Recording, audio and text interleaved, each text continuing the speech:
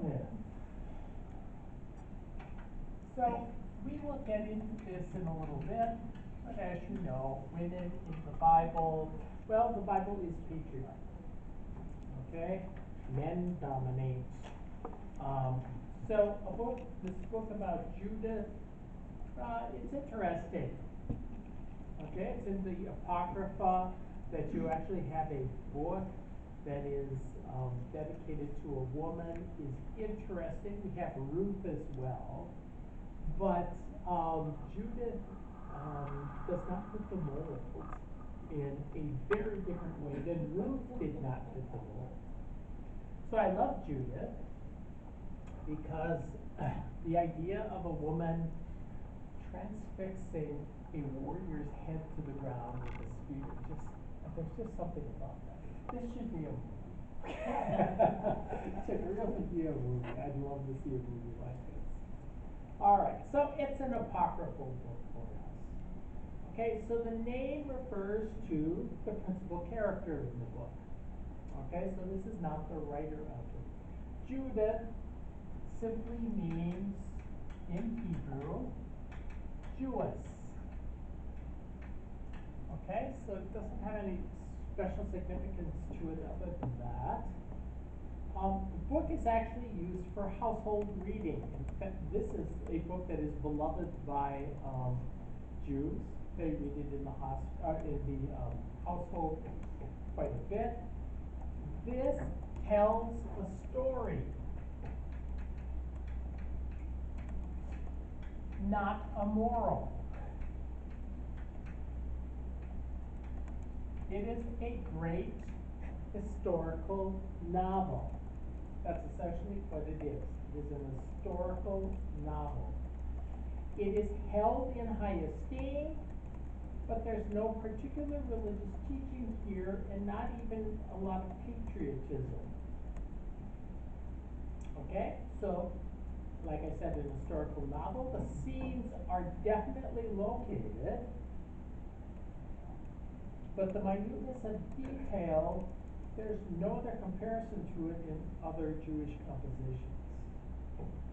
Okay? Excuse me, my ears must be going slow today, but you said it's not particularly religious and not a lot of Patriotism. patriotism. Right, yeah. Okay, so Judith works for the deliverance of her city, which is surrounded by Assyrians and cut off. All right, so it uses the Assyrian situation as its base. So this goes back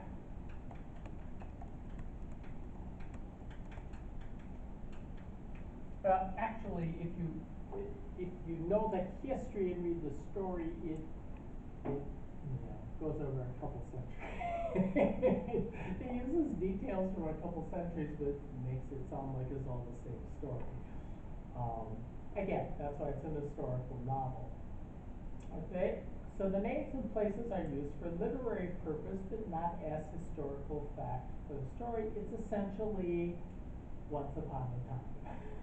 Okay, in the 12th year of the reign of Nebuchadnezzar. Okay, all right. The city, Bethulia, fits the story, but not reality.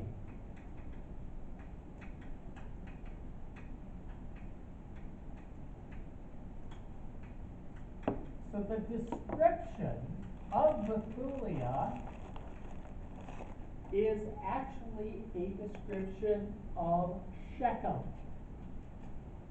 So Shechem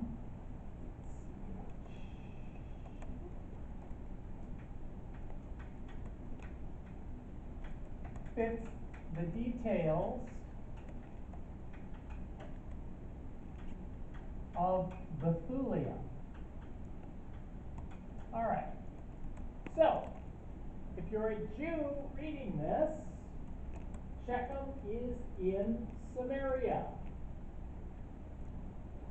Why do you not use Shechem, since that seems to be what they're describing?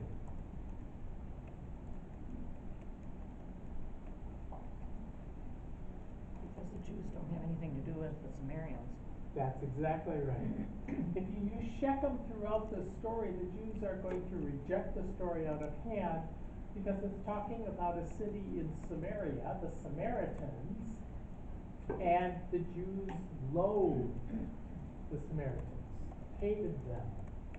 I think I've told you before, in some cases, they would be walking north and they would run into the boundaries for the northern kingdom, which was Samaria, and they would walk all the way to the east and then around Samaria and then walk back to the road because they would not even step foot in Samaria. Okay, that's how much they hated them. So you have to use another city, although the description is really that of Shechem. All right? So, what's the importance of it? Well, one of the points is that this is great storytelling. So remember, different genres make up the Bible. This is a story. All right? It's a good companion to my favorite book, Tobit.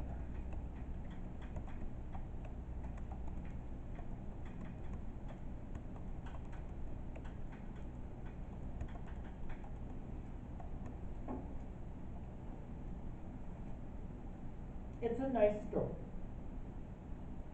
All right? The interest in the story never seems to wane in the Jewish community. It does inspire patriotism, but that's not its greatest merit.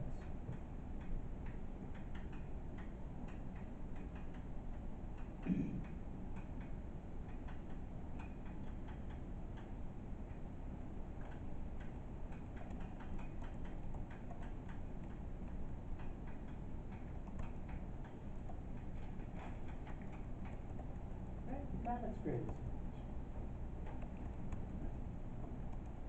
All right? There aren't any doctrines in it, not really any views, nothing new. All right? Perhaps the most important part is the way that a woman stepped out of what a woman is expected of doing and did something different. Okay? Probably the most important. All right. So, there were various copies. So 3 Greek forms were preserved.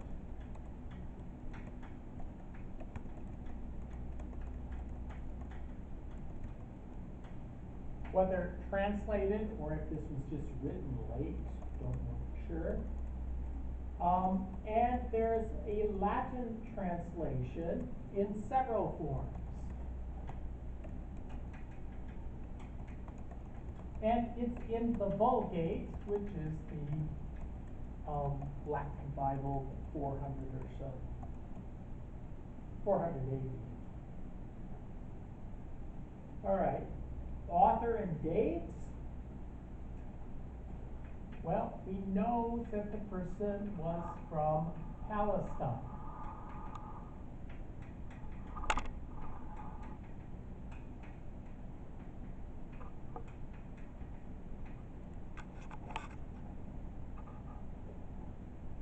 Clearly was a Jew.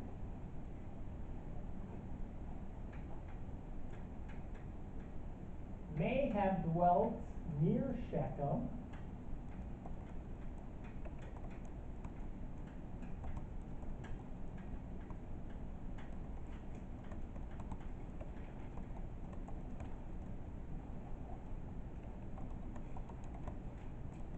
Okay?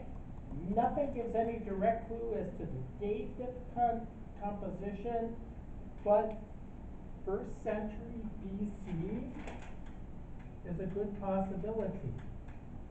So this is something, a story that would have taken place hundreds of years before the 1st century BC,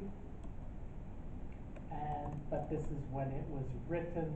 Again, it gives credence to being an historical novel. Okay? questions on those basics? All right.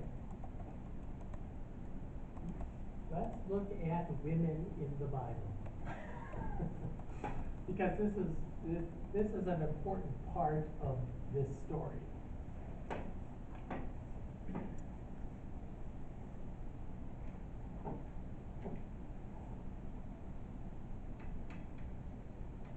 So remember, the Bible, especially the Old Testament, highly patriarchal. Okay? In fact, if you look for scholars, women scholars of the Hebrew scriptures, Jewish scriptures, none existed till the 20th century because they were forbidden to study the Bible. Okay? So the fact of the matter is that this has been a long-standing and ongoing piece. All right? This male perspective simply continued a cultural bias of Mideast cultures. Okay? It's always from the perspective. Now, let's look at some other things here. Wisdom, of course, is feminine.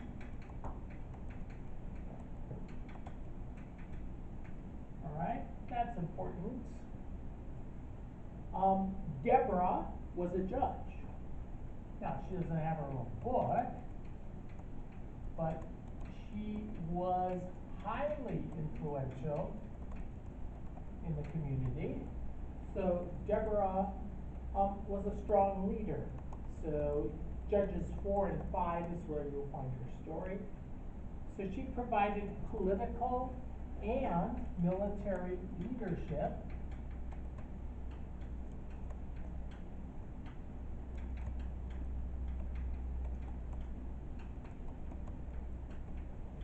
She raised an army of 10,000 men.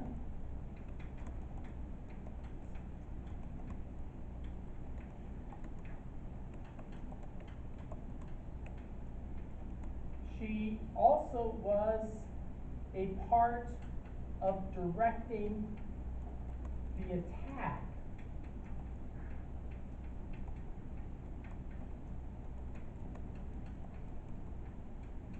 Not in the way Judith was, but nonetheless she was part of it. Okay, and she was also someone that the local people sought out as a seer, as an advisor.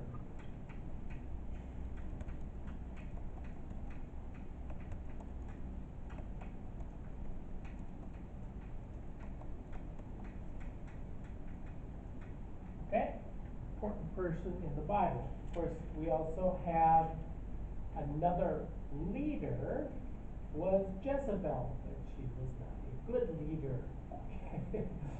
Definitely political, all right? She represents a biblical woman with political power, but not positive.